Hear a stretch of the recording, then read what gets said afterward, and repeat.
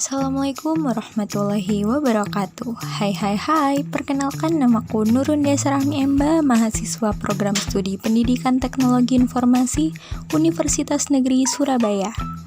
Kali ini aku bakalan membahas tentang teori gelombang. Sebelumnya, kalian tahu nggak apa itu gelombang dan getaran? Yap, sebuah getaran dapat didefinisikan sebagai sebuah gerakan bolak-balik dari titik setimbang. Sedangkan gelombang adalah bentuk dari getaran yang merambat pada suatu medium. Gelombang memiliki beberapa jenis, diantaranya yaitu: yang pertama, jenis gelombang berdasarkan arah rambat dan getarnya, terbagi menjadi longitudinal, yaitu gelombang yang arah rambat dan arah getarnya sejajar. Contohnya adalah gelombang pegas dan gelombang bunyi.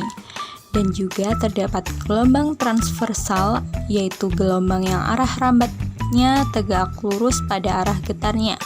Contohnya adalah gelombang air, tali, dan cahaya. Jenis gelombang yang kedua yaitu jenis gelombang berdasarkan medium rambatnya yang terbagi menjadi gelombang mekanik, yaitu gelombang yang membutuhkan media dalam merambat. Contohnya adalah gelombang tali dan bunyi. Selanjutnya yaitu gelombang elektromagnetik, adalah gelombang yang dapat merambat di ruang hampa dan di medium. Contohnya adalah cahaya, gelombang radio, dan sinar X.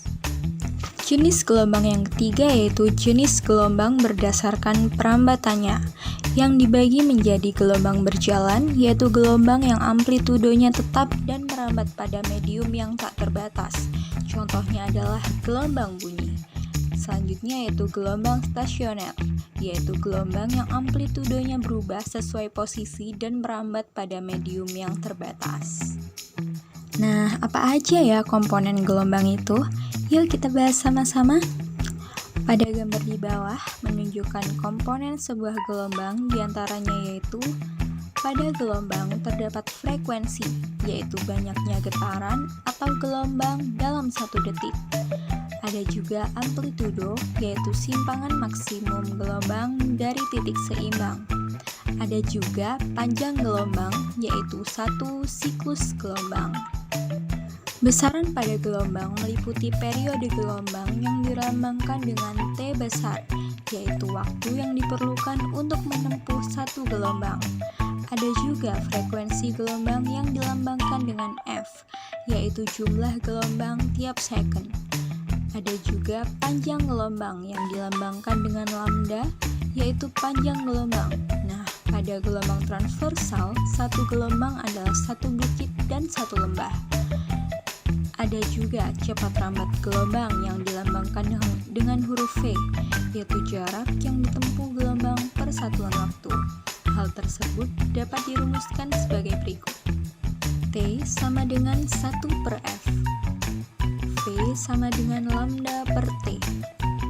V sama dengan lambda kali F. Dengan V merupakan cepat rambat gelombang per meter second. Lambda yaitu panjang gelombang dengan satuan meter. T besar yaitu merupakan periode dengan satuan second. Dan F merupakan frekuensi dengan satuan Hz. Nah, ternyata gelombang punya sifat khusus maupun sifat umum loh. Yuk simak baik-baik. Oke, pertama kita akan membahas sifat umum gelombang, antara lain yang pertama, gelombang mekanik maupun gelombang elektromagnetik sama-sama dapat diubah bentuknya. Gelombang juga dapat diubah bentuknya lewat sifat dispersi gelombang. Dispersi gelombang merupakan suatu perubahan bentuk sebuah gelombang ketika gelombang merambat melalui suatu medium. Medium di mana laju gelombang tidak tergantung pada panjang gelombang atau frekuensinya, dapat disebut medium non-dispersif. Dispersi gelombang terjadi saat ada perbedaan deviasi untuk setiap panjang gelombang, karena perbedaan kelajuan masing-masing gelombang pada saat melewati medium pembias. Peristiwa dispersi ini juga disebut sebagai penguraian gelombang. Yang kedua, yaitu gelombang mekanik maupun gelombang elektromagnetik dapat dipantulkan. Pemantulan gelombang terjadi ketika sebuah gelombang menabrak sebuah penghalang atau sampai di ujung suatu medium yang dirambatinya, sehingga sebagian gelombang itu akan dipantulkan. Pemantulan gelombang disebut juga sebagai refleksi. Pada pantulan gelombang bidang, sudut yang dibentuk oleh gelombang yang datang pada permukaan pantulan sama dengan sudut yang dibuat oleh gelombang pantulnya, yaitu hukum pemantulan. Yang ketiga, gelombang mekanik maupun gelombang elektromagnetik dapat difraksi.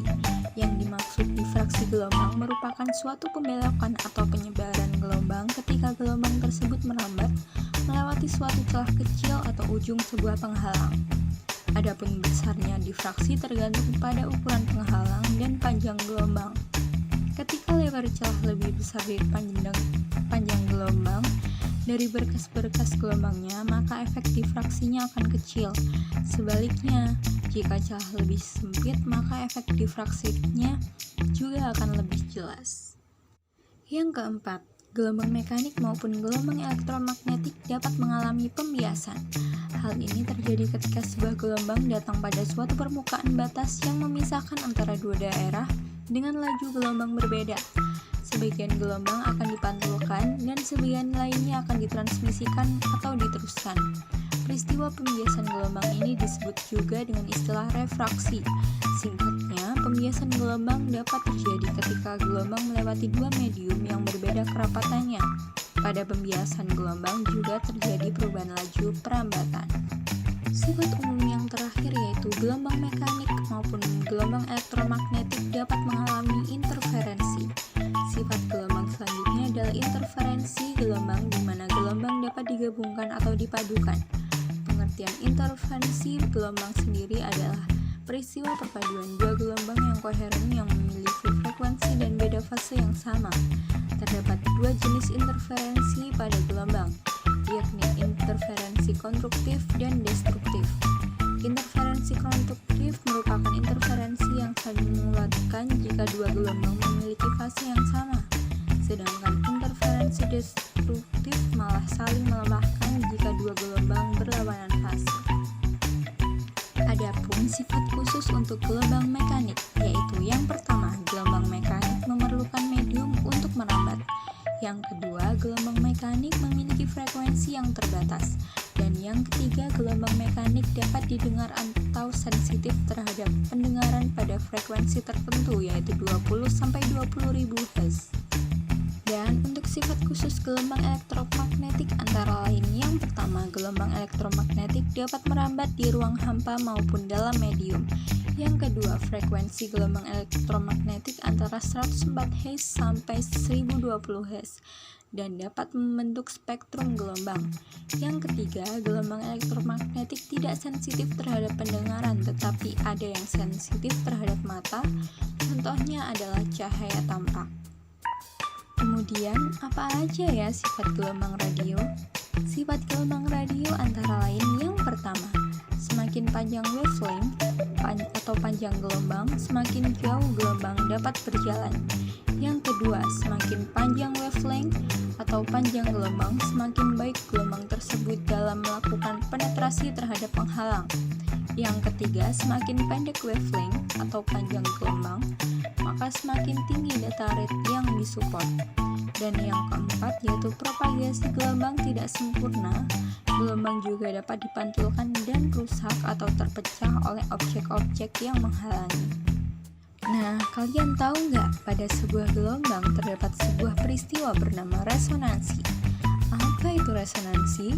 Resonansi merupakan peristiwa ikut bergetarnya suatu benda karena pengaruh getaran dari benda lain di sekitarnya yang mempunyai frekuensi yang sama dengan benda tersebut. Contohnya, senar yang dipetik pada gitar semakin keras karena ada tabung resonansi. Ada juga kaca ikut bergetar akibat adanya petir. Dan ada juga contoh dari transmisi radio FM ke pendengarnya. Nah, itu tadi pembahasan kita mengenai teori gelombang. Kurang lebihnya mohon maaf, semoga bermanfaat. Wassalamualaikum warahmatullahi wabarakatuh.